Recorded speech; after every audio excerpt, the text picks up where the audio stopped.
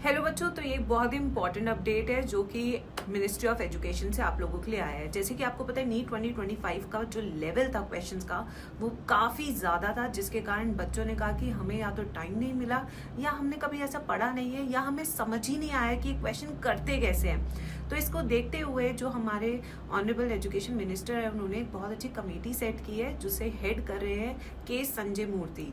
ठीक है, ये जो है ये डिसाइड करेंगे और ये चेक करेंगे पेपर का लेवल कि क्या वो क्लास 12 के सिलेबस के साथ अलाइंड है या नहीं।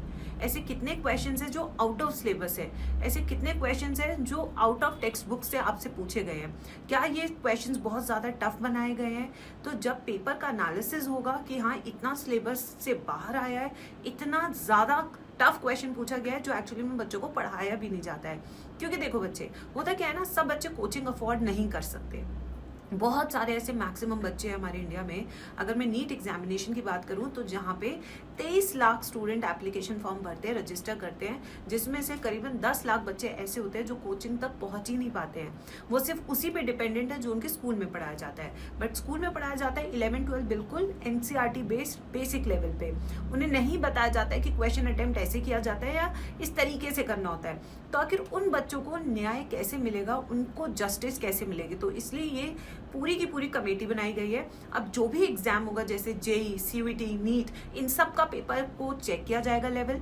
ये भी चेक किया जाएगा कि बहुत ज्यादा क्वेश्चंस आउट ऑफ सिलेबस ना हो और स्ट्रिक्टली सिलेबस बेस्ड हो और क्वेश्चन का लेवल इतना हार्ड ना हो कि बच्चा देख के ही डर जाए, जो इस साल हुआ। तो आपने आवाज उठाई तो कमेटी बनाई गई है। अब कमेटी कब तक अपना काम करेगी, किस तरीके से पेपर लेवल रहेगा, ये सब देखा जाएगा। बट इस चीज से इतना तो पता लग गया कि गवर्नमेंट ने ये तो सुन लिया है कि नीट 2026 का पेपर काफी टफ था और इतने टफ पेपर के साथ आप आगे नहीं चल सकते, क्योंकि बहुत सारे बच्चे जिन्होंने अच्छे से पढ़ाई भी की थी, इवन कोचिंग से भी की थी, वो तक पेपर नहीं अटेम्प्ट कर पाए इस साल। तो आई नो रैंक इन्फ्लेशन को कम करना है, बट इसका मतलब ये नहीं है कि हम पेपर बहुत ज्यादा आउट ऑफ सिलेबस बनाए या फिजिक्स का पेपर इतना टफ बना दे कि बच्चों के होश उड़ जाए या बच्चे टाइम मैनेज ही नहीं कर पाए। अगर 180 क्वेश्चन है तो एटलीस्ट 180 क्वेश्चन बच्चा पढ़ तो पाए एक बार। इस तरीके से पेपर बनाना चाहिए। तो नेक्स्ट ईयर का पेपर इन चीजों से तो लगता है कि स्ट्रिक्टली NCERT बेस्ड होगा।